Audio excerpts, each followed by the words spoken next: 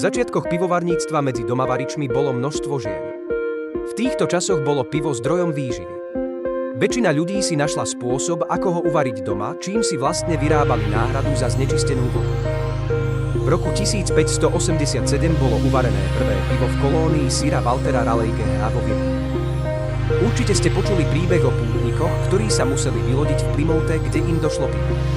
Postavili si nové domovy len preto, aby uvarili ďalšie. Keď Thomas Jefferson navrhol Monticello, plánoval priestory na varenie piva. Pôvodne chcel, aby varila manželka, ktorá dokázala uvariť 15 galónov každé 2 týždne. Nakoniec sa začal zaujímať o varenie piva on sám.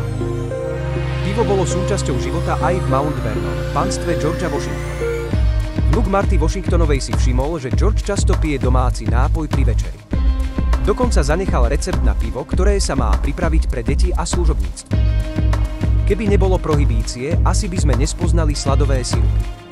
Keďže pivovari nevarili pivo, začali vyrábať sladové výťažky a predávať ich akože na pečenie. Za jeden rok predaj chmeľu na tieto účely presiahol 13 miliónov litrov. Domáce varenie piva bolo zakázané. Keďže čoraz viac Američanov porušovalo zákon, vláda USA začala pracovať na náprave.